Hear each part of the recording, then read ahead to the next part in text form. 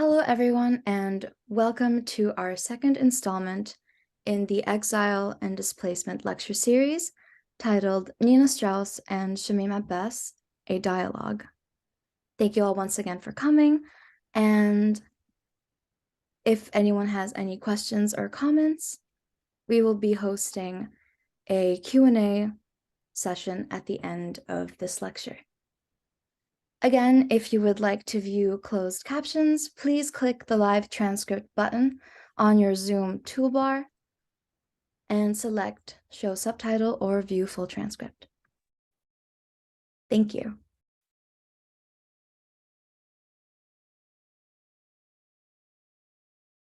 So I can start? Yes, the floor is yours. Okay. Honored members of the Broadway community, the Purchase College community, ladies and gentlemen, welcome to today's presentation, which is a continuation of the first lecture I gave on exile and displacement. And before I proceed, I would like to introduce our other participants who have helped in the creation of these lecture series. We have Doreen Rossi from the Computer Technology Services. We have David Brewer from the Computer Technology Services. And the facilitator for this program is Malik Komomo, and she's leading the handling the procedure of the of these lectures. So I think I'm going to proceed. Malik, can we turn off this thing?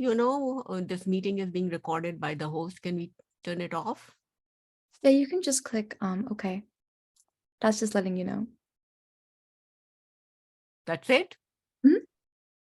But I don't see myself. Wait 1 second. You are spotlighted, so that should be good. Yes, but I have this big, square thing in front of me. This meeting is being recorded by the host. Can we, If you click, can you click got it? Is there a blue, got it? Yes. blue button? Okay. Thank you. Thank you. Thanks. Okay. Today's lecture is about, again, the Pakistan's blasphemy laws, which are still very much there. And this is a recorded session between me and Professor Nina Strauss of the English department, and we recorded this this interview about in 2013, when my book came out. So, but a lot of things have changed in the meantime, and I'm going to be talking about them, and I'm going to be stopping the my speaking and everything to explain things in larger contexts. So today's lecture is generally on the context of the Sharia, or the so-called Islamic laws which have been imposed on citizens in some modern Muslim countries.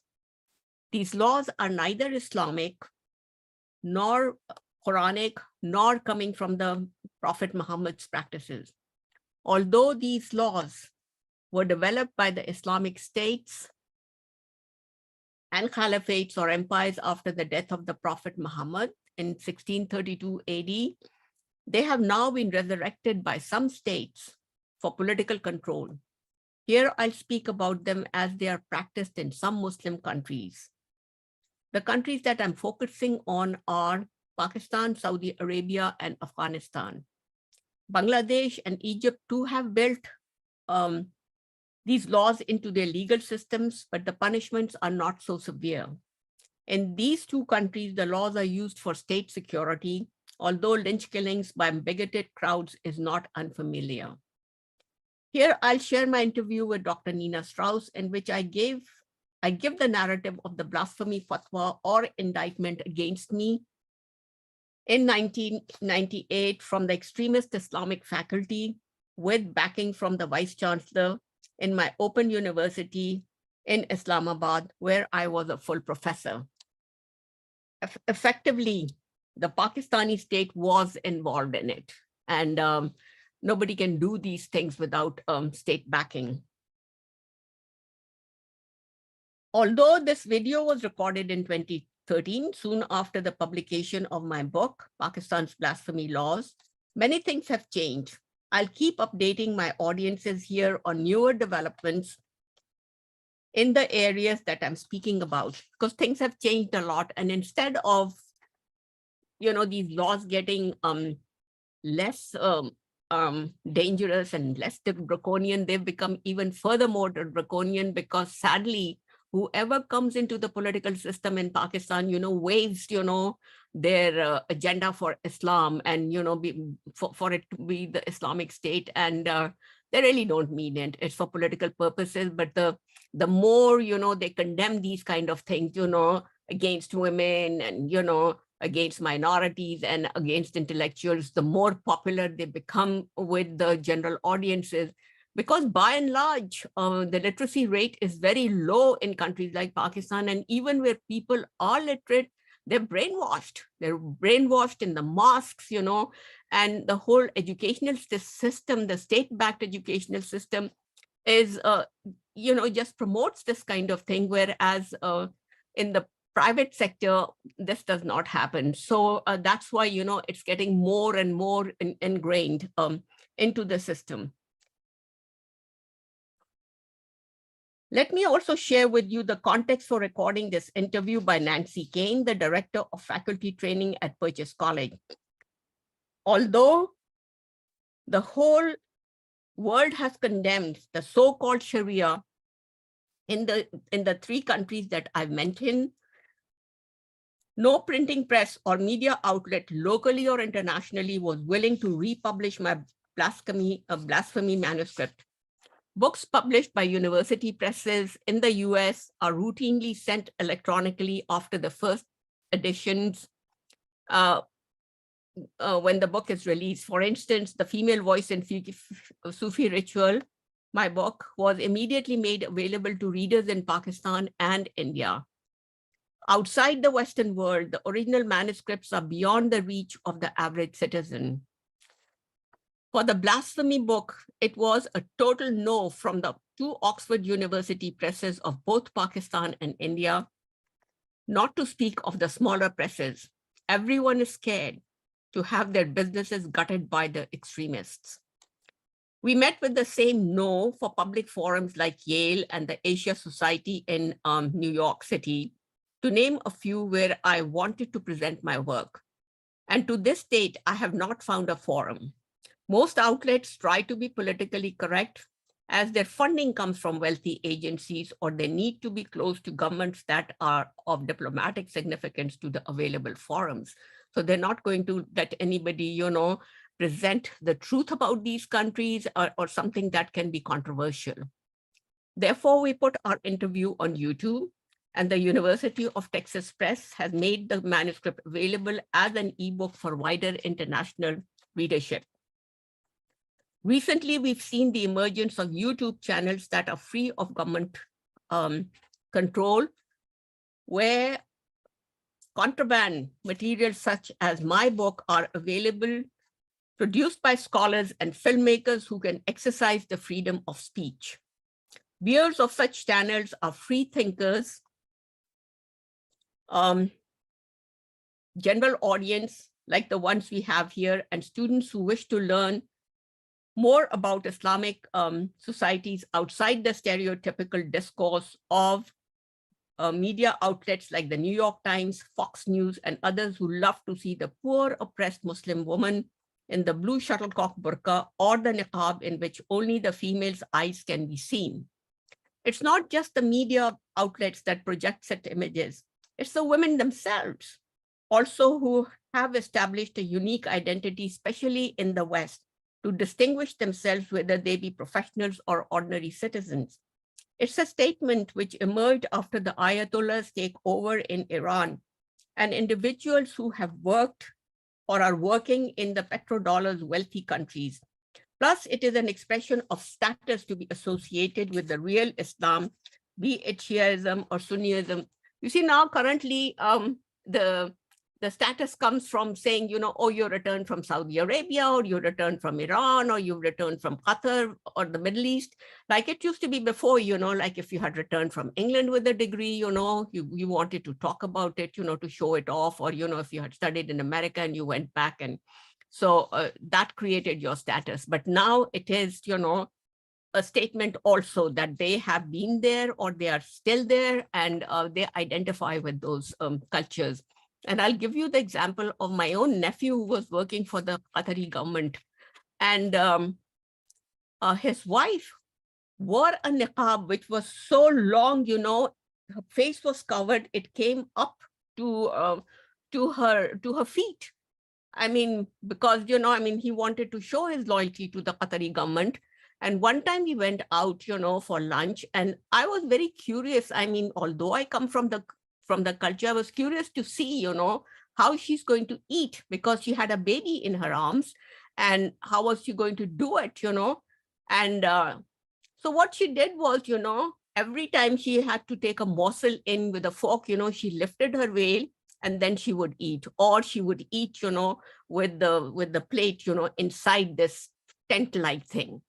So this is how pervasive, these practices are, which are not coming from the Quran. They're not coming from the Prophet's practices, because the Hajj, which is the yearly pilgrimage in Mecca, in Saudi Arabia, men and women are uncovered.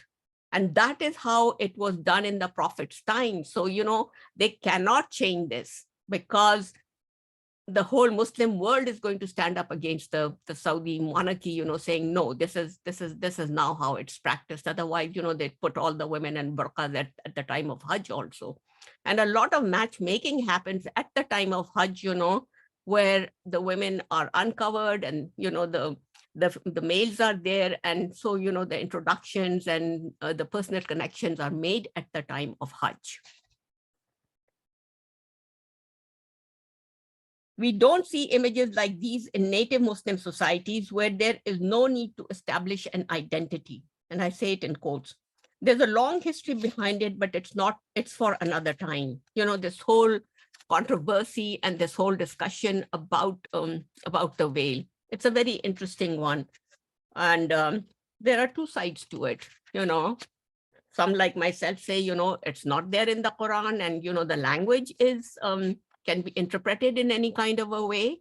Or there are those that say, oh no, it is in the Quran, and, so they follow it. And, so, you leave people to themselves, to whatever makes them happy. So here I shared the interview with Nina Strauss.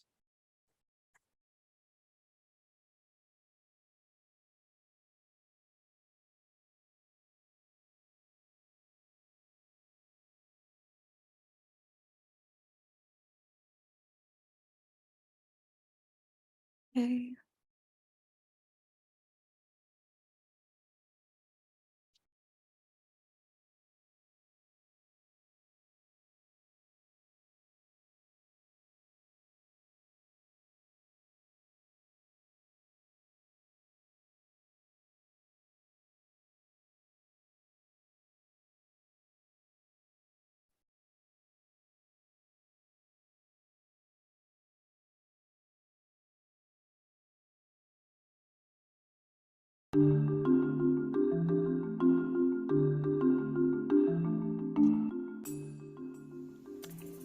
Hello, I'm Nina Pelican Strauss. I'm here with Shemeem Abbas, Professor of Political Science, Gender Studies, and Literature at Purchase College. Shemeem? Yes, Nina. Shemeem has written a book, Blasphemy Laws from Islamic Empires to the Taliban, just published. And my first question for you is, at what age did you learn about blasphemy laws and heresy when you were growing up in Pakistan? Never. It was never a subject that came up. We never talked about it. There was nothing of the kind going around in the society. And the kind of Islam that I grew up in was very tolerant. So I didn't hear about it until the Salman Rushdie case came up in 1989 when I was doing my PhD at the University of Texas at Austin. But even in my society, it was never an issue until I myself was charged with blasphemy in 1998 at the Open University in Islamabad. So growing up as a Muslim woman.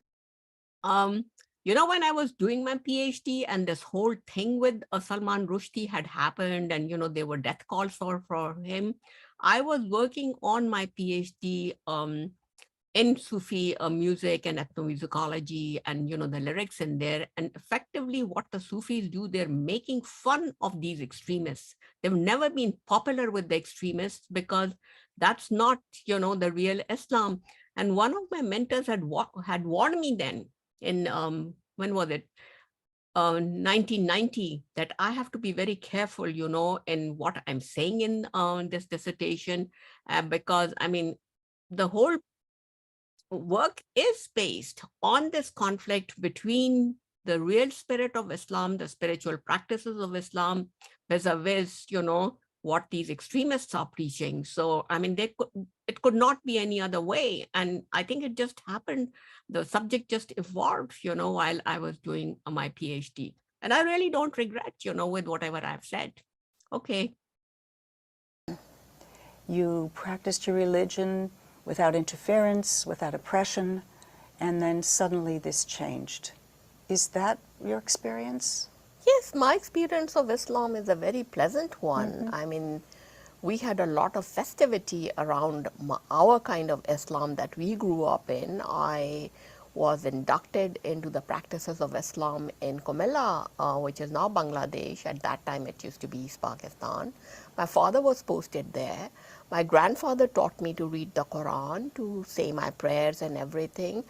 And I remember a very pleasant time in Ramadan in Bangladesh, where we used to celebrate the month of Ramadan, getting up in the morning, preparing for the sehri, eating, jalebis and milk, and then breaking of the fast, the iftar in the evening. And I remember there was a great preparation for it. My parents, my grandfather, and the domestic staff, we always prepared for it. And I remember the domestic staff preparing the pineapples and cutting them up and everything. So it was a very pleasant experience. And also the celebration of the month of Muharram, which is the martyrdom of Hussein, the Prophet's grandson.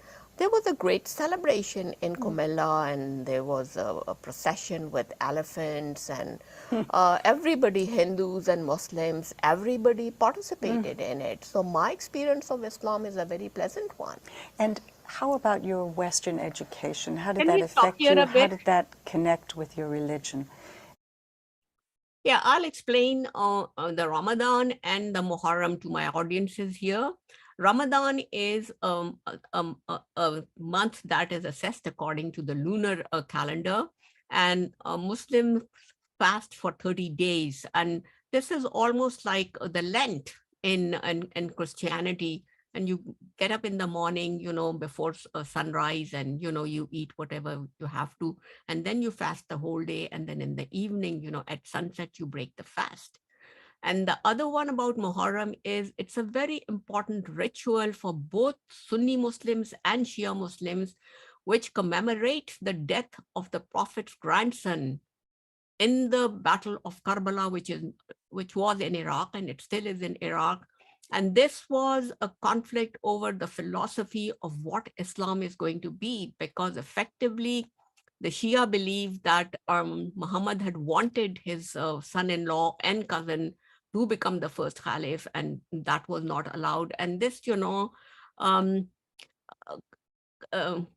difference continued for a very long time until it came to loggerheads, because successively the opponents to Islam were another Arabian tribe, the Umayyads, and the Prophet came from a leading tribe, which were the Hashemites, and these two families are still there. So the Umayyads were the traders and the capitalists, and they could not be on board with Muhammad's Islam, which was mainly for the ordinary people, and it believed in monotheism. So this conflict continued for a long time. It still is there. I mean, what represents all this is Shia Islam and Saudi Arabia, which is, diehard Sunni Islam. So, the Prophet's grandson Hussein and his 70 followers were massacred in Karbala, and the women and children were taken prisoners and brought to the court of Yazid, was the son of the third Umayyad leader. And they had converted to Islam out of expediency, because once they saw that, Muhammad's party was getting very strong, they converted, but in their hearts, they never believed in it. And so Muharram is celebrated, at least for the first 10 days, by both Shia and Sunni Muslims, although, there are groups, which say, all the celebration, all the chest beating and everything is a heresy. But this is what it is. Okay, we can proceed. As you were growing up? I think it was very well integrated. I was educated in a convent school, in the Presentation Convent, and I grew up being educated by the nuns. These were the Presentation Convent nuns, and earlier in Kumilla, I went to the convent where there were American nuns. And I mean, these were very safe institutions. Muslims all over the continent of India and Pakistan felt their daughters were very safe with the nuns. And didn't feel there was a conflict between the two cultures, Western and Pakistani. That came later, as you say, at the time of Rushdie, yes? Yes, Rushdie, exactly. I mean, Islam and the Western education was very well integrated. And my mother was a great supporter of Western education. And I'm still processing how come she, as a woman from inner city Lahore with such conservative values, was such a supporter of Western education for women. Was she unusual? Do you think she was an unusual woman that way? Yes, I think she was. She decided to leave Lahore city, and she said, women were very oppressed in the Punjab, in Lahore, and she traveled all the way to Calcutta to live with her brother, who was a very senior official in the British military at that time. He was a full colonel of the British Army, and he was posted in Calcutta, where the modern ideas were, where the British were. And your father, how was he responding to your mother's moving there to Calcutta? Well, they hadn't married until then. They met in Calcutta. They met there. They met there. So she was a young woman when this happened, Absolutely. when you're describing. Absolutely. And I think because she was an orphan, and she ended up almost being a governess in my uncle's household, educating his two girls who were going to the convents and things like that. And I think that's where she got the idea that Western education is good. And she hung out with the British crowd.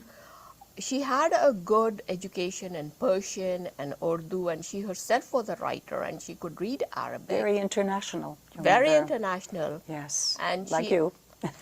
Thank you. And I think she educated herself living in Calcutta, hanging out with the British crowd because of my uncle, who was very well placed in the British circles. I think she was very well groomed, and that's where she got the idea of a Western education for women. So you had this, let's call it liberal, integrated education. Then you were forced to leave Pakistan. Can you talk about the circumstances?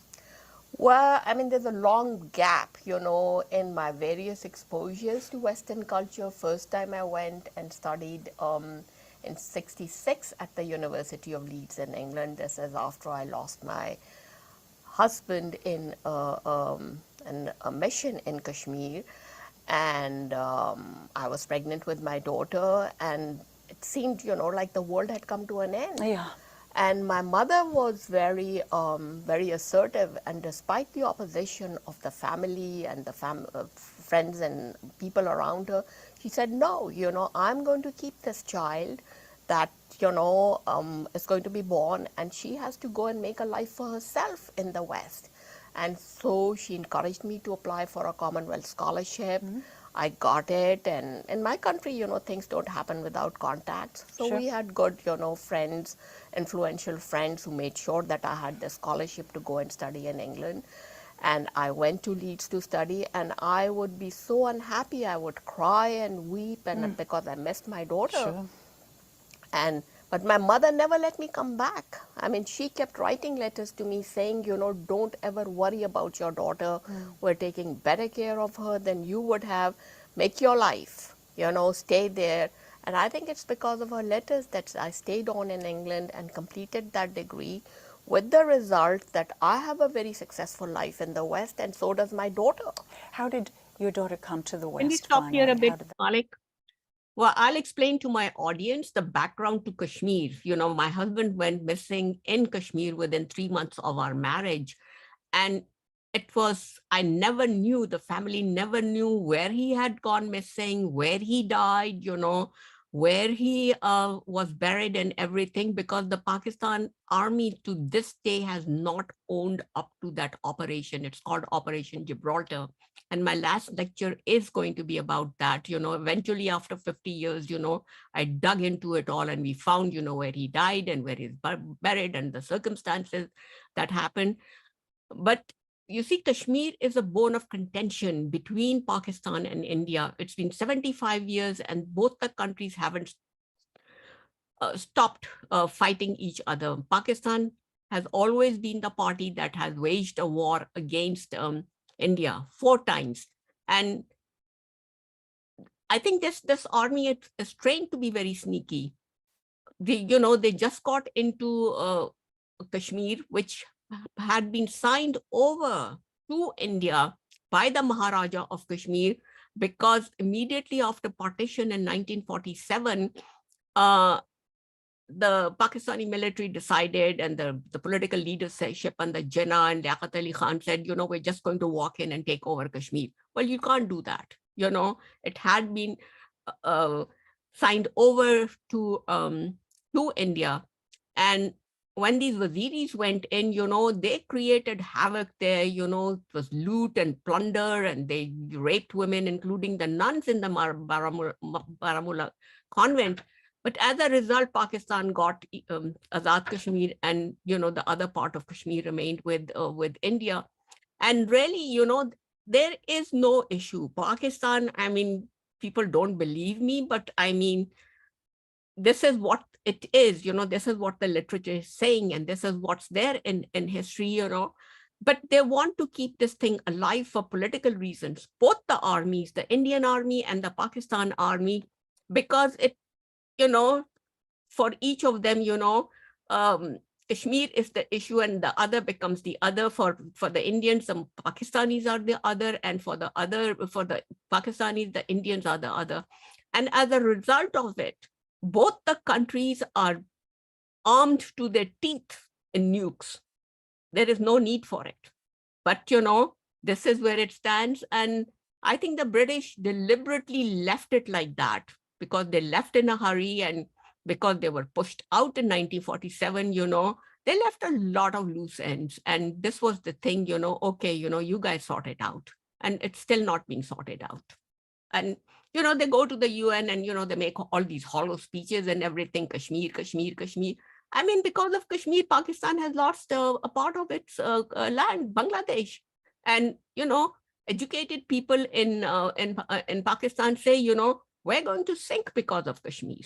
We don't need such a big army. And these are the conditions of IMF. Pakistan, as I said in my last lecture, is on the point of default. And one of the strict conditions that IMF has put on Pakistan is that they have to cut the size of their military, because it's not doing anything.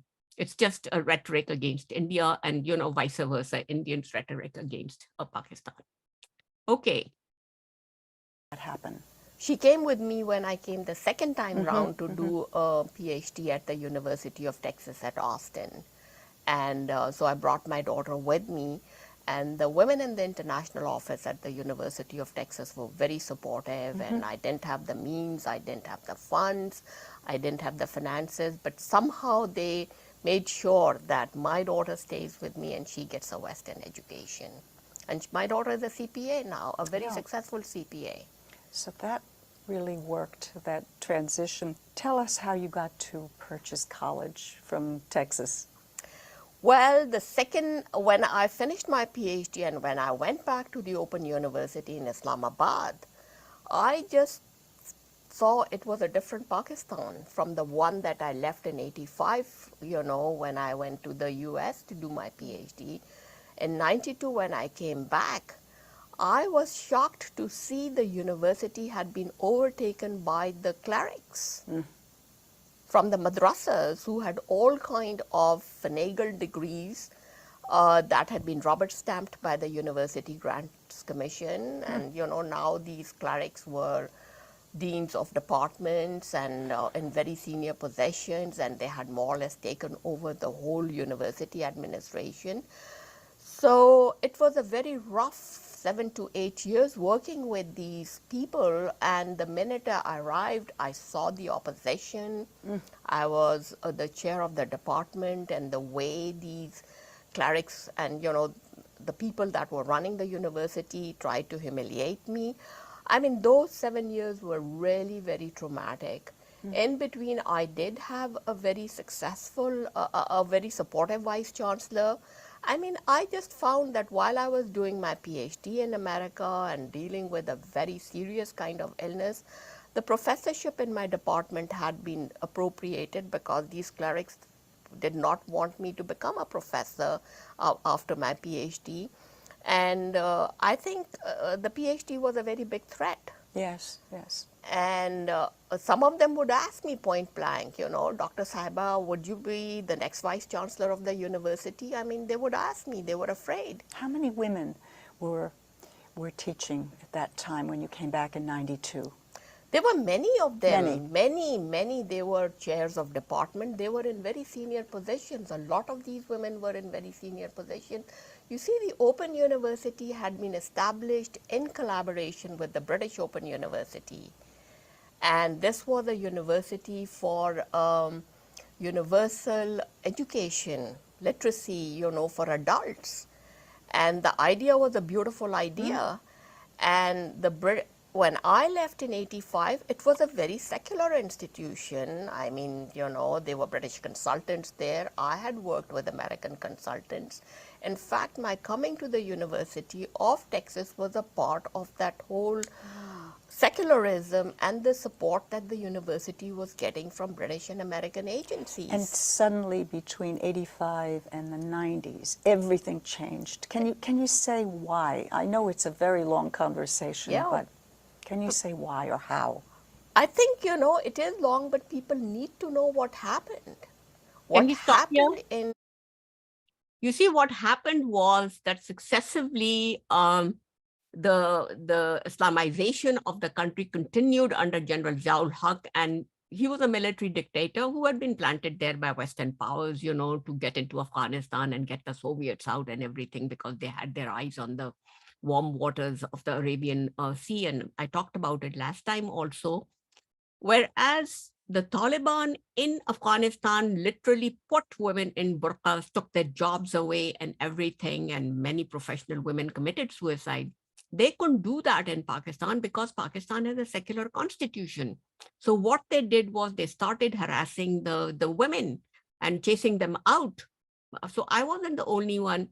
And with me, the confrontation was, and I used to talk to some of my supporters in the administration. I said to them, it looks like, this is a PhD of conflict. Jhagda, jhagda means in Urdu, conflict. And they agreed with me. Because they were so incompetent, that's why they were threatened. And then on top of it, they had appropriated the university, but they couldn't create the courses, the courses in education. They had become, deans and professors and what have you. But they couldn't do, they couldn't write, they couldn't do anything. So anytime the government wanted, a course in education to be produced, say, a grassroots course for matriculation or for women and things like that, I was called and asked to make those courses. I said, no, I'm not doing it. My department is a department of English, and I'm going towards a PhD and a MPhil in applied linguistics because the supportive vice chancellor had let me do that. And they said, you have to do it. I said, I'm not doing it. Well, what are these deans and professors and all these people sitting there, throwing their weight around? So I was refusing to cooperate with the administration also, and effectively the Ministry of Education. I said, I'm not doing it. And, they threatened, we'll close down your MPhil department, we'll do this, that, and the other. I said, please yourself, but you're not going to make me do all these things. You've got a faculty of education, make them do it. So this is, it kept on growing. And, they started to appropriate the English department courses. I said, no, you can use the courses, but they're not yours. We made them. So it became a question of principle. And, so it kept going back and forth for 7 years. And except, for one vice chancellor who was very strong, he himself was a PhD and he was a very senior civil servant when he was appointed to the Open University. I mean, the rest of the vice chancellors were, just stories of the government sent there, to fulfill all these agendas. So this is, how the confrontation aggravated. Okay. Between the 80s and the 90s was that slowly there had been a colonization of Islamic forces. And it all has to do with the Western powers getting into Afghanistan and to bring down the Soviet Union. Yeah. So how could they do it? They had to build up an ideology, an Islamic ideology, and therefore, together with Pakistani's military forces, the CIA, and a lot of funding from Saudi Arabia, we got into Afghanistan. The Soviet Union was defeated. But in the meantime, what had happened was that slowly all these madrasa clerics were planted in the universities. It was a very slow process. And in fact, at that time, I did not realize in 85, because even when I left in 85, I was still chair of the Department of English at the Open University. But when the blasphemy fatwa was levied against me in 98, I realized that there had been a successful erosion of the academy in Pakistan, and these clerics had been planted there. They had been declared ulama or scholars of Islam, and the University Grants Commission was a part of it to make these clerics into the ulama of Islam. What did they accuse you of? Well, they accused me of having said derogatory remarks about Islam, and that I had said, that the Quran was an outdated book and it should be put away, which is not true. Nothing of the sort ever happened. But this was a fabrication. And I have a feeling that I was being followed, not only a feeling, I mean, when I was writing this book and I look at events, the way they had been happening, I was being followed successively, when I was coming back from British Council parties in the evening, because I was chair of the department representing the Pakistan government. I was being followed. And I think I was being followed because the powers that be, mainly, this whole clerical organization, they had their people following me to see if they could implicate me under Hudud laws.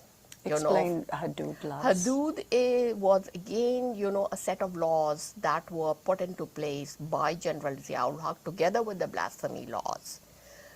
The Hudud laws were directed against women, reducing a woman's testimony to a half of a man's, and also this whole thing of zina or fornication, that if a woman was raped, she had to produce 4 male Muslim adult witnesses to prove her violation.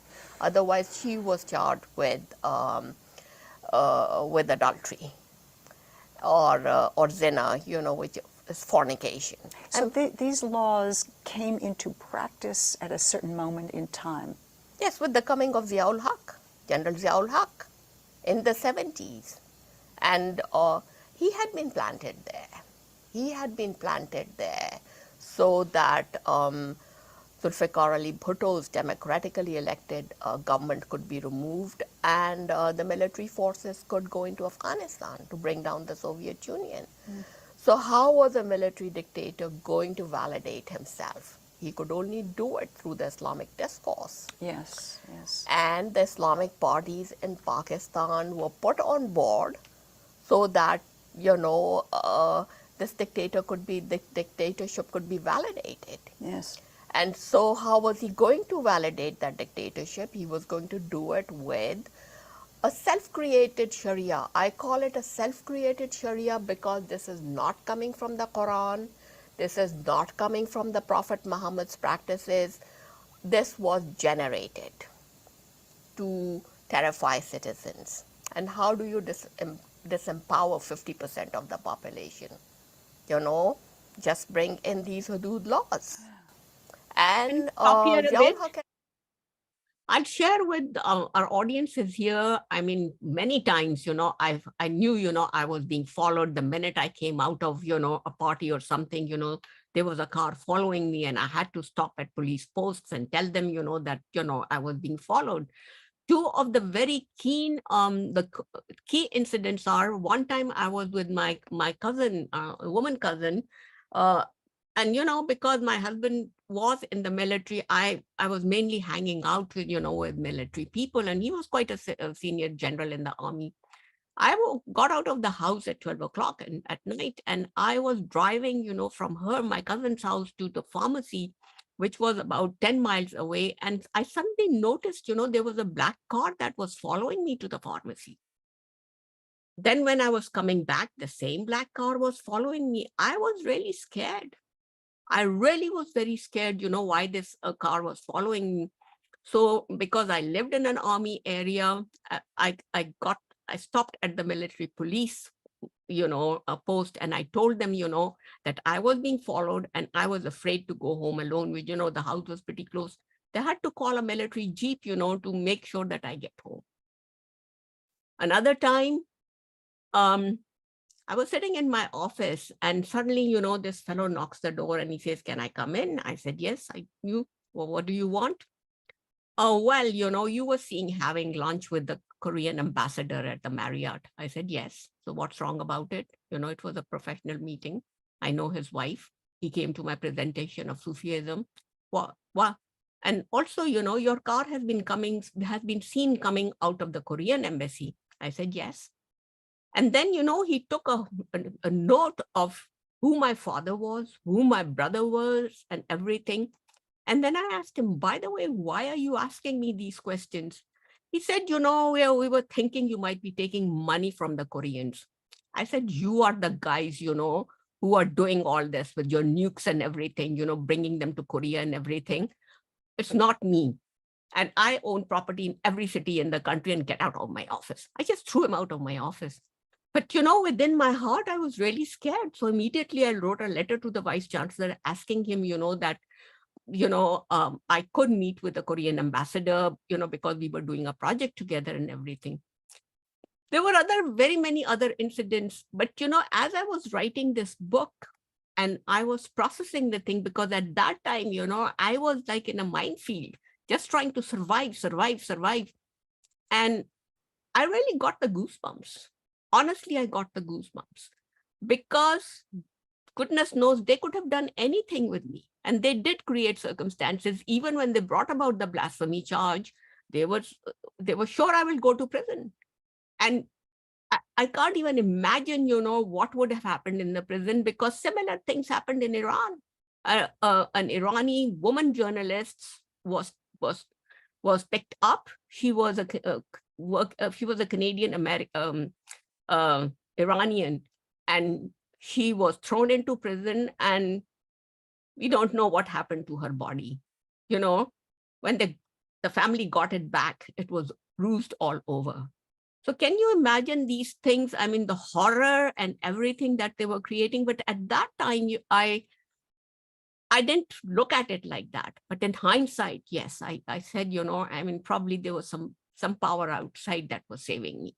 And they did, these clerics went to the house of a minority professor who was an Ahmadiyya, and we talked about, the Ahmadiyyas being discriminated against in Pakistan's blasphemy laws. Two men, with their faces covered and everything, came to his house on the campus. They rang the bell, he came out, and both of them shot him. That was it. Because, they were choosing people, the minorities, women, and people like that. And one of my friends said, they're afraid to do something to you because you live in an army area.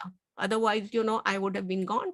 And another army widow was shot at very close to her house by some unknown people. So this is what was happening at that time. Okay, let's continue. A lot of support from the Saudis on this, because that's the kind of Sharia that is practiced in Saudi Arabia. And I think this is a very tribal way of life. It So I has was going to ask you nothing, tribal. this has nothing to do with implications. Islam. This is not Muhammad's Islam, and this has nothing to do with Islam. Muhammad was not a repressive person. In fact, I understand that Muhammad was trying to open up the tribes to a unified religion rather than make them more tribal, and the tribalism is part of what's happened since the 70s. Absolutely. You Yes. see, because this kind of Islam is very foreign to South Asia.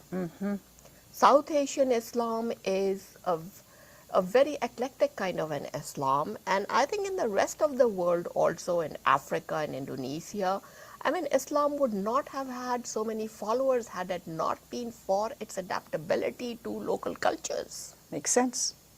Makes sense. And of course, your book is quite extraordinary in combining your personal experience with what we read about in the news every single day. Unusual because your sense of the reformation that's possible in Islam comes not from someone who is skeptical about Islam, but someone who loves Islam and remembers the way that it was. So my question to you is, do you think it's going to be very difficult to transform this current situation, to in effect reform Islam in a more democratic direction? I think I'm very positive. You are positive. I'm very positive. I would not give up. I would not give up, and I would not have written this book if I was not positive about it. Because I think the way things have happened with all these petrodollars, a very militant kind of an Islam is being exported, not only within countries like Pakistan, but all over the world. And this is an Islam that is backed by weapons, it's backed by petrodollars, and it's a very strange kind of imperialism. Not that I deny Islam's own imperialistic history. It would not have been a world religion had it not had its own history of imperialism. But the thing is, because there's so much money and so much power involved in it, and secular people don't have the money, they don't have the power, and yet intellectuals and free thinkers are really fed up of it, but we don't have the money, we don't have the power, but we have the education, we have the thought, and we have the thinking. And since I've been here in the metropolitan area in New York and having written this book, I have connected into a community of practicing Muslims, of secular Muslims. And the way we are trying to deal with it is we're trying to write. We're trying to put it across in writing. And I'm not the only one. There's been another very powerful book written by Khalid Abul Fadl, who's a professor of Islamic law at UCLA. And he's written this book, The Great Theft. It's called The Great Theft, the thieving of Islam. Theft. By militants. And the subtitle of that book is Wresting Islam from the Extremists. So we are trying to take back Islam from these extremists who are terrifying the whole world. I mean, this whole international terrorism and non-state actors backed by a Sharia which is not Islamic Sharia. This is just an ideology. And sadly, we, the West, help support that kind of a Sharia. How do we do that? And how do we not do that? Well, we've done it by supporting regimes like Saudi Arabia and some of these regimes in the Gulf. I think people are afraid to talk about it openly. I'm not. Shemeem, do you think it's about oil? Do you think it's about money in terms of American responses to all this? Absolutely. Absolutely. Absolutely. Can we And stop here a bit? when- You see, I mean, this interview is about 10 years old, but what is happening now, I mean, our optimism is bearing results. A lot of these young men in their 30s and late 20s have become YouTubers. You go to YouTube, I don't subscribe to Netflix, but I subscribe to YouTube. And there are all these young Pakistani men, talking openly about, secularism and, what has happened and, giving different perspectives and writing the history of Afghanistan. One of them, his name is Faisal Waraj. I mean, he's giving the insider view of the British entry into Afghanistan and with very few resources. He's just got an artist who animates. So he's put together a program. It's called the First Afghan War. I mean, if you have the time, please do watch it on the internet. It's available on YouTube. And so he's giving the whole history of Afghanistan, how the British went in there, the politics of Afghanistan, how they were wheeling and dealing, and also because the Red Army was at the doors of India, which they thought was their empire. And then there are these other young men who are leftists. They belong to the leftist parties, and they were all had gone underground because of the fear of the state media. It was controlled, but because of YouTube, people have the freedom of expression now, and you find they're very intelligent men who are looking at the society critically and who are educating people through YouTube. And I mean, some of these programs have been watched hundreds and thousands of times, which means there is a viewership. People are watching these programs and they're growing with it. So I'm very optimistic. I'm very optimistic, because these are very liberal people, very articulate. And the one thing that they're doing is they're speaking in their own language, in Urdu, because that is the language which the majority of people understand. And so they are able to articulate the feelings of the vast majority of people because they connect on a local level in Urdu or Punjabi or Saraiki, whatever it is, And also, they're giving the emic view, the society's own view, rather than, books written by Britishers or Americans or whatever. So this is what they're doing. And going back to the Sharia, at that time I said, it is a finagled Sharia. Now I call it a CIA-generated Sharia. It's a CIA-generated Sharia. And, when I go to a lot of these gatherings, where the Muslim sheikhs and people like that are, and I say to them, this is a CIA-generated Sharia. And they agree with me. We all laugh about it. We know, it's a CIA-generated Sharia. And I've spoken about it earlier also, how the manuals were created at the University of Nebraska and whatever was happening. And another very good documentary is Afghan Women, A History of Struggle. We have it in the library here. It's really worth watching that these women feel they had more freedom. There was more growth when the Soviets were there. And, a lot of women became doctors, there was childcare and everything. So the documentary takes away the whole scare. And also, to be really very honest, you create something and the chicken come home to roost. This is what a lot of the speakers are saying on that documentary. You make your bed and you sleep in it. Sorry to say. Okay. You teach your students. Are they surprised by your point of view? Do they have stereotypes about Islam that you have to crack? You know, interestingly not. My students are very open.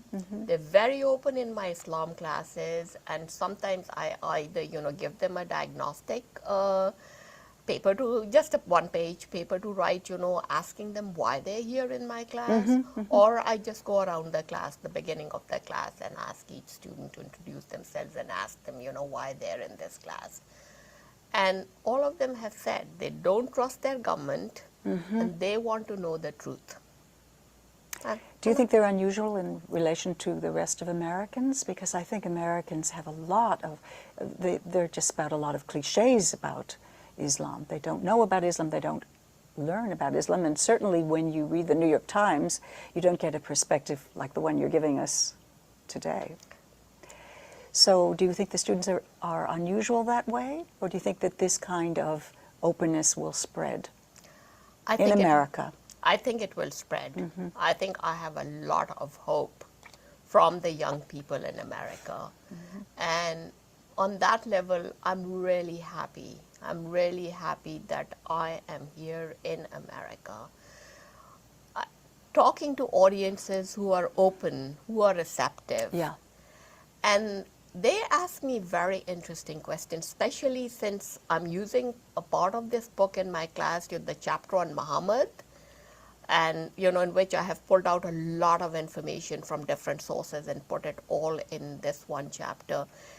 This semester, I mean, the students are asking me questions that no other group has asked. Really? What sort of questions do they ask you that you think are relevant to the issue of transforming people's stereotypes? Well, I mean, like I have a discussion of Muhammad's relationship with the Jewish tribes. Yes. In this chapter, and they asked questions about that, and in fact, I gave them an assignment about Muhammad's relationship with the Jewish tribes, and the responses I got was, and this was something I didn't look at myself, that Muhammad was not anti-Semitic.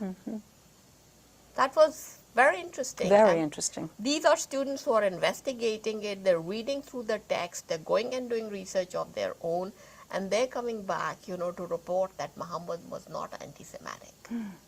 Yes, very important. Very important. Very important, Very considering what's going on in Israel.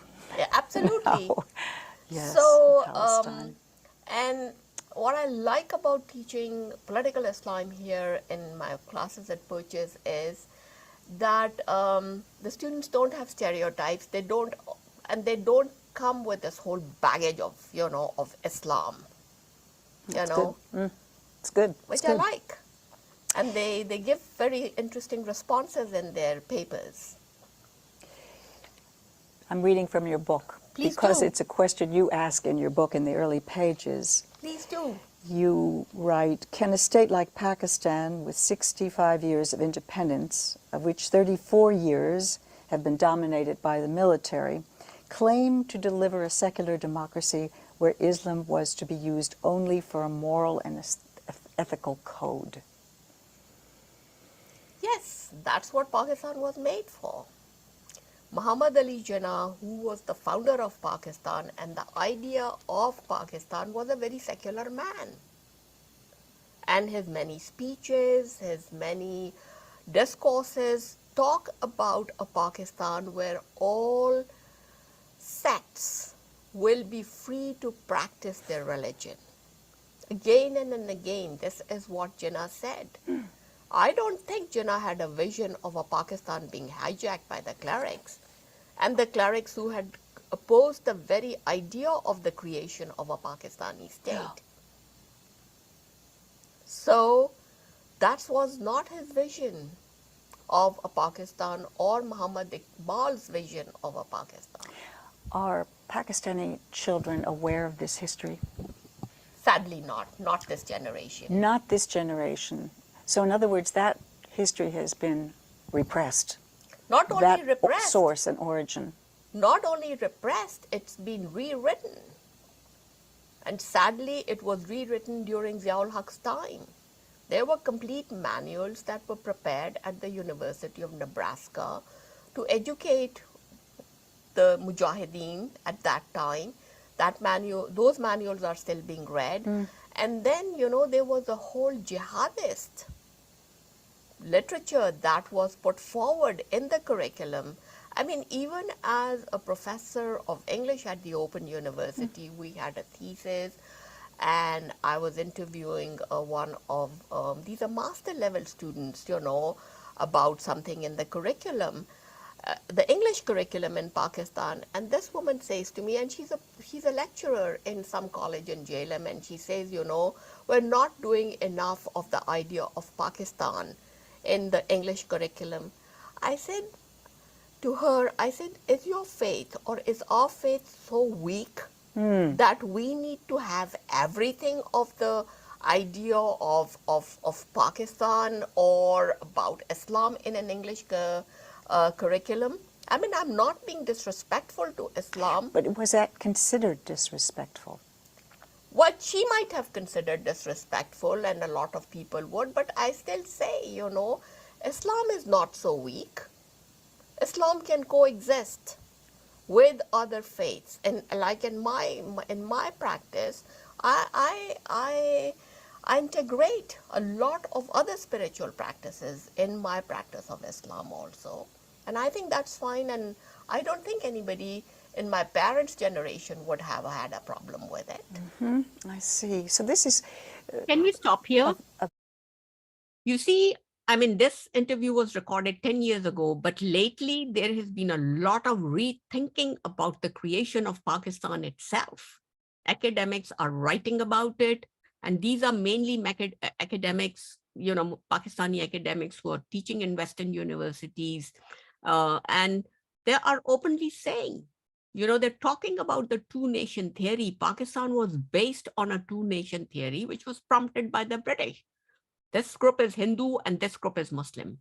This was never the case. They wanted to divide up India so that, as I said earlier in my first lecture, to carve a state out of Pakistan, which is going to be a buffer state between the British India and the Red Soviets who were there, who also had their eyes on India. So they had their own interests, and there is a lot of rethinking also about the character of Muhammad Ali Jinnah himself. I mean, my own thinking has undergone a lot of change. I really think, this was not a good idea. And he himself, and I've had a talk with a lot of Pakistanis, and they say, no, it's not like that. A book has lately come out in India. It's called Mr. and Mrs. Jinnah, The Marriage That Shook India. This is about Jinnah's marriage to a Parsi girl, who he himself, Jinnah, was the father, was a friend of this girl, Rathibai Jinnah's father, Sir Dinshaw. And he was about in his 40s, and this girl was in her 16s, and the father trusted them, and, they were going horse riding and things. And, he just took up infatuation to him. And eventually, they got married because he could only think legally.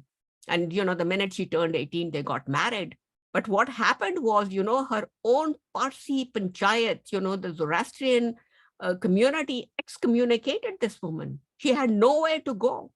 And Jinnah was, doing his own political business and everything. And eventually Rathibai Jinnah committed suicide. They had one daughter. And because, she was so heartbroken. And the way the marriage is described was, when she turned 18, she just walked out of the parents' house. Jinnah took her to the Jamia Mosque in Bombay or wherever it was. And, the cleric there converted her to Islam. And then the next day she comes, the houses were very near, where Jinnah lived. He was a very wealthy barrister, and so was her family. So this young girl, just walks in with her sleeveless blouse and her, sheer sari and everything in front of all these men. I thought, this is so strange. There were some women, separately and everything, but even now, I don't think it was right. I mean, a young girl leaving her parents' house, wearing this sheer sari, walking in, to this, in this company of aged men. And the other thing I speak very openly to my friends is, that our leaders were pimps. I've said that openly, to my friends in private. The thing, the idea of Pakistan, should there have been a Pakistan, the way things are going, we've lost half the country. And look at the other half, with blasphemy and all this nonsense and guns and terrorism and all that kind of thing. So, because, when the actual ceremony was being performed between Ratibai and Jinnah, he forgot to bring the ring to put on her finger. And one of the other men, Raja of Mahmudabad, offered his ring. And so, the ring was put on. I think, all these men were pigs. Honestly, I mean, what did they do? They got, I mean, this is the history. They got young women out of their houses and married them, which I think, is very dishonorable without their parents' permission. And, to have this young girl, excommunicated from her community for so many years, and she died because of that.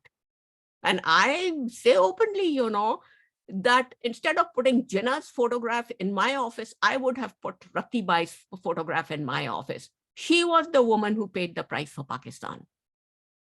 That's the bottom truth. Nobody wants, I mean, in private circles, we talk about it. And, these Pakistani men say, well, she came herself. I said, look at the difference. She was 18 and he was a 45-year-old man.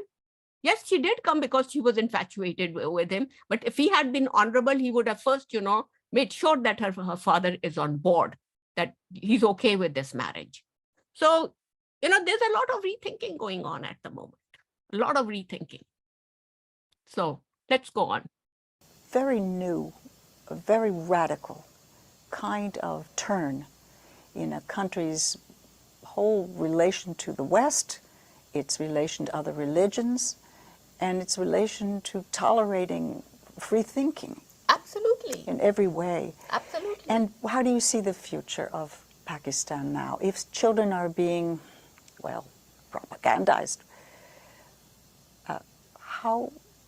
what kind of generation will evolve? Do you think that television and internet and exposure to Western ideas is the answer? Will this come from inside, from outside? I've asked you so many questions. Answer any. Nina, I don't have any idea of, how it's going to shape up. But the thing is, at the moment in Pakistan, you have two different societies. There's one which is so Western. It is so Western. And there's another, which is so radicalized. And an Indian Muslim friend of mine who went to Pakistan was just laughing. And she said, it looks like half the society has gone naked and the other have just got themselves into burqa. Yes, that's how much of a gap. How much of a gap it is. Yeah. So, and this has to do with the educated and the less educated. Is it a class problem as well? In our country, there is the argument that much of the gap between the educated and the less educated in America has to do with who gets into elite colleges and who doesn't, so on. Is it a class problem as well? I think part of it is. Money? Money, but then there's also a moneyed class of these women of my generation that I went to college with, very secular people. These are the big moths now, the rich, wealthy housewives. I just can't connect with them anymore because they've started going to these religious gatherings that are funded by, goodness knows, radical groups and things. What do they get out of it? Why do they need that? I think these are born-again Muslims. These are women that are born-again. Tea Party Muslims. Tea Party Muslims. You've said it, Nina. Tea Party Muslims. These are women who can afford it. They've got chauffeur-driven cars. They've got husbands taking care of them. So they they can, go to these tea parties and re-educate themselves and everything, in this new kind of an Islam that is coming up. But a woman like me, for instance, I can't afford that lifestyle. If I was living in Pakistan, I can't be dependent on a chauffeur to drive me around. I can't afford a chauffeur. I have to drive my car. Sure. I have to go and talk to the clerks in government offices about my home, about my property and everything. I don't have that luxury. So this is the luxury of So these. it's elitist Sharia? Fascinating. Fascinating. Fascinating. It's an elitist Sharia. Amazing. It's an Interesting. elitist. It's an elitist Sharia. I didn't even look at it from that point of view, Interesting. but you've said it now, Nina. Yeah, yeah. It's an yeah. elitist Sharia.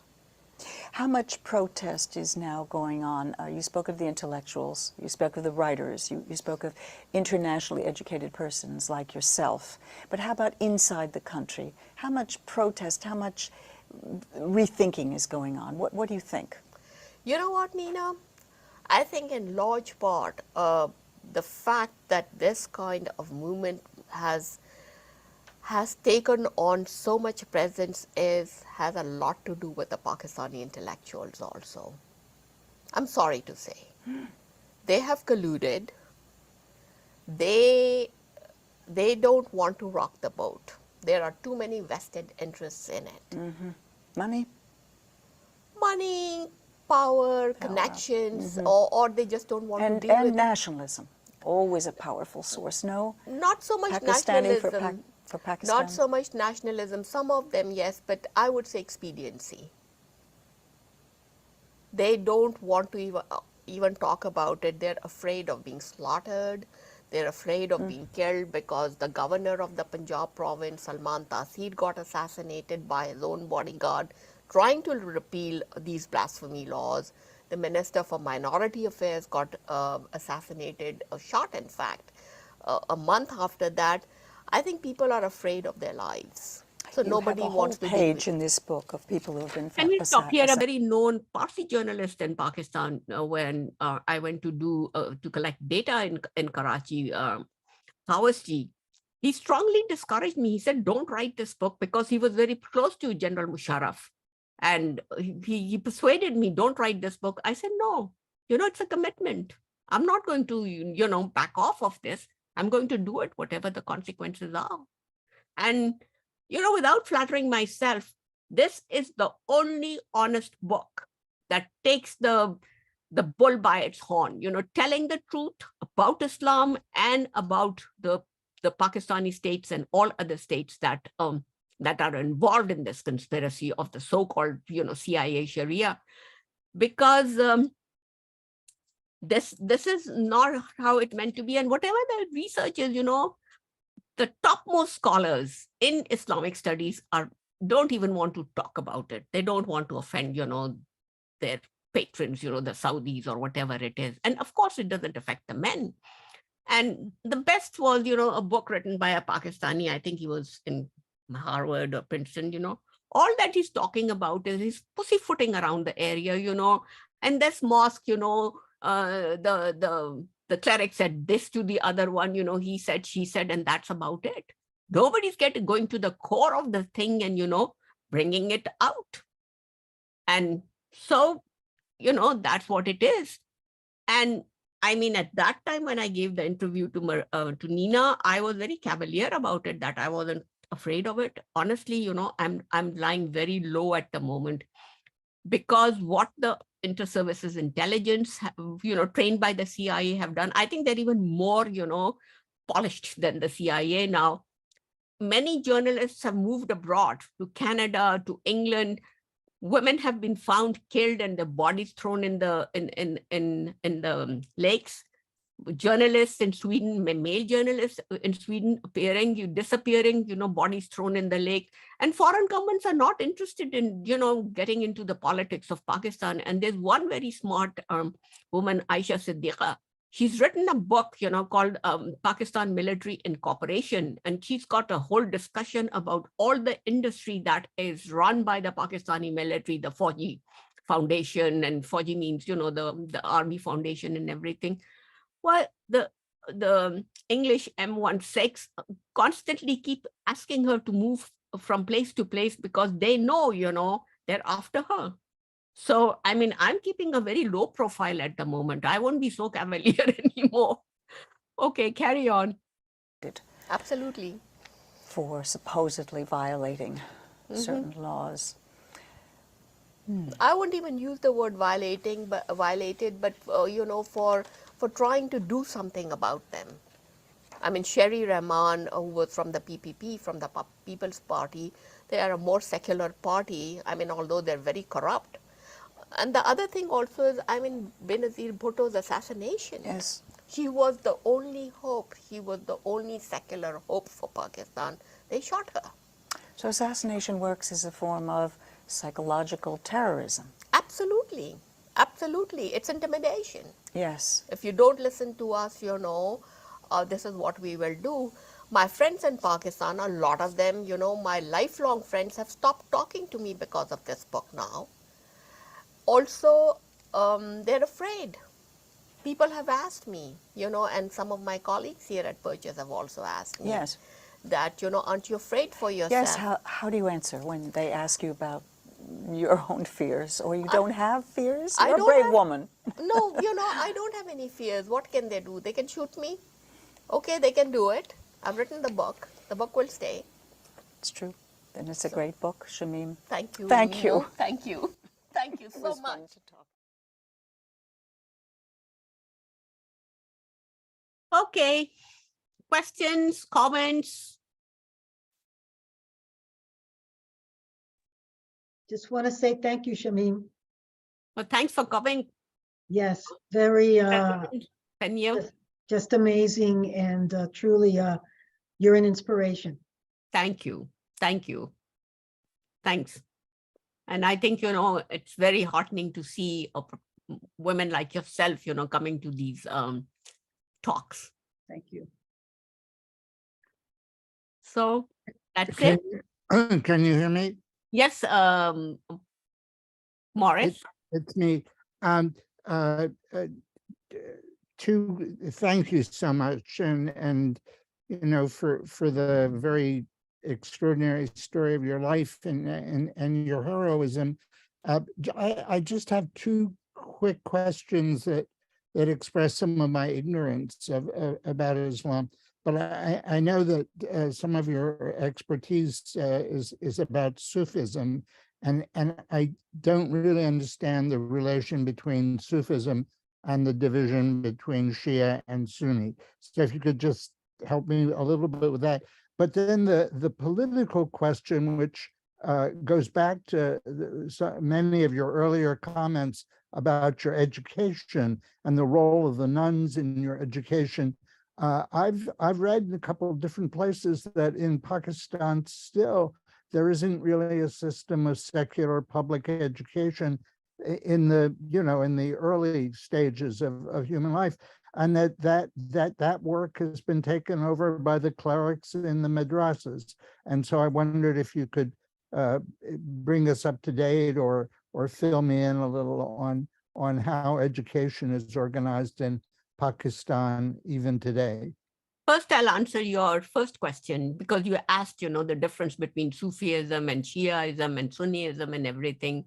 My following lectures, 3 or 4 of them are talking about the distinction of Sufism, and why Sufism is not acceptable to, the diehard, textual Muslims. So the Sufis were actually a group that were practicing even before the coming of Islam. And they combined, a lot of practices from Manichaeism, from Hinduism, from Zoroastrianism and everything. And so they practiced this incantation, nightly incantation, and getting into what is called the muraqaba, making use of the sixth sense. And this was mainly happening in Iran and areas around Iran, places which are Central Asia. But when Islam came, they felt very threatened, and they converted to Islam. But they continued with their practices and their beliefs, and I talk about Mansoor al-Hajj, who was a cotton carder. I mean, these were leftist people, they're the outriders of the night, criticizing establishments and doing them in a very subtle kind of a way. So that's, briefly what I'll tell you now. But if you get the chance, do come to the third lecture or the fourth lecture or even the fifth lecture, because like I said, a lot of young men have come out in the field. The fifth, if you can, do come to the fifth lecture, because it's a live performance of Sufi music drawn from all religions of the world by this guy, Sami Yusuf, who's an Iranian and who has created all these things in exile. So there's this concert by him. And like I said, I mean, these young men are coming out. So yes, there is definitely a difference between, Sufism and Sunnism. And a lot of Shias do believe in Sufism. The Sunnis also believe in Sufism. So it's nothing unusual. Your second question is, that education has been taken over by these clerics. Well, the state education has been, because like I said, the politicians are all, exercising their own agendas, everything is about Islam. And lately it has become so horrible. It's called the singular curriculum. With what's his name? Imran Khan, the cricketer turned prime minister and everything, playboy. Suddenly he's become, born again Muslim, because I mean he's after power, and he's after position, and he's talking about the Riyasat-e-Medina, the constitution of Medina, the system of Medina. These are the people, who are successively destroying the state education system. Can you believe it, Morris? They've made the study of the Quran compulsory in a BA course. They've made the study of the Quran compulsory in a master's course. I mean, what kind of thing is this? We learn these things at home. You don't have to put them in, into the curriculum. But his latest third marriage was orchestrated by the army. And they made him marry this woman, who's a real niqabi, she wears a pink burqa, and she's called, she claims to be some kind of a clairvoyant, who can change things and all that kind of thing. Mother of 5, grandmother, and he's married her, and she's the one who's putting all these ideas in his mind. Plus, what is going to be his constituency? He just can identify with the clerics. That's it. To have any political standing, he used to be so secular. His first wife was a Jewish woman. Jemima, very wealthy heiress who converted to Islam. And then he again married another woman who was again, very secular. And then, because he wanted to be in the political limelight, so, he got into this kind of thing, identifying with the Taliban. That, we should recognize the Taliban and everything. So this is another born again Muslim. So, but there are two streams in Pakistan. If you want your child to get a good education, you'll take them to a private school or to a private university. Nobody messes around with them. But, the average person cannot afford the costs of these private institutions. The convents are still there, but, the nuns have gone.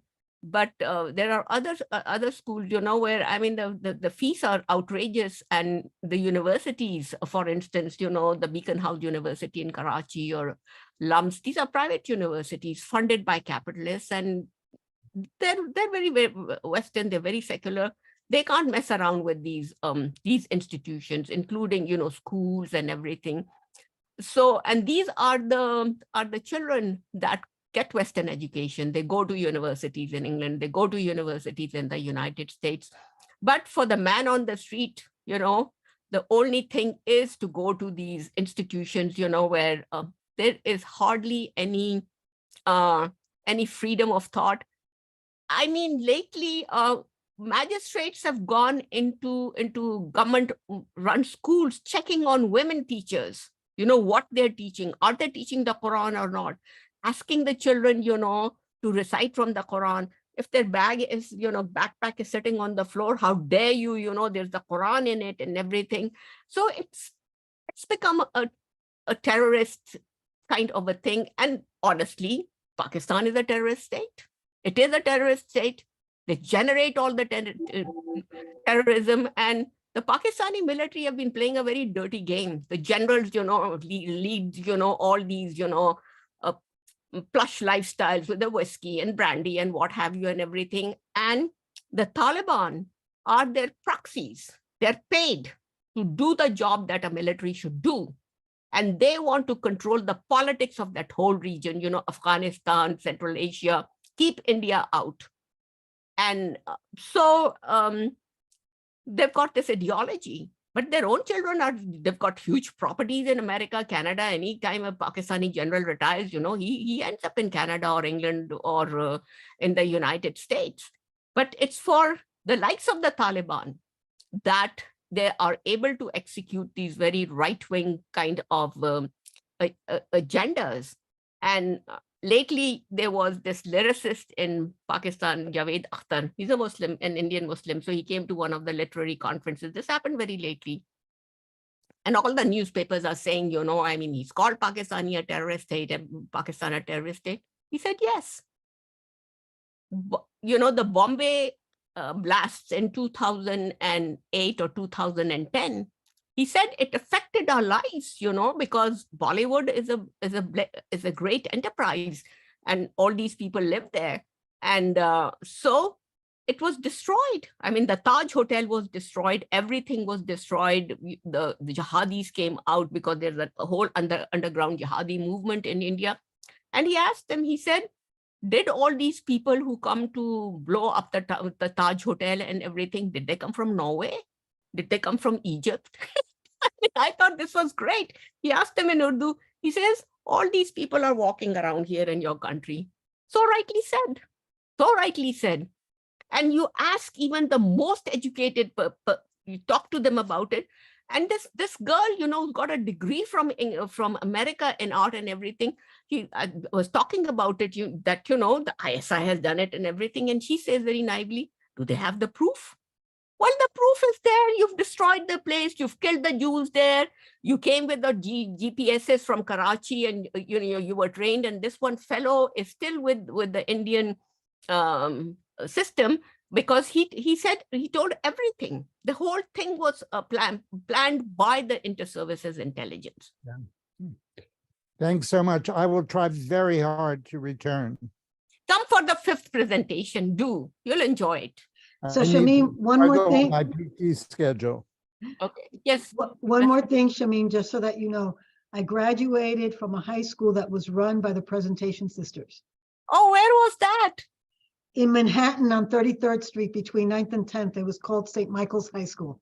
Oh, thank you for sharing that. Thank you for sharing that. Yeah. Yeah, so we are who we are because I think the nuns invested a lot in us.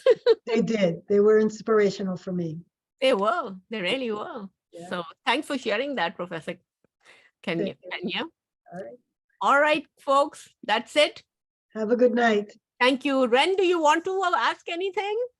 He's gone. Ren, you. Anyway. Good night, all. Good to see you.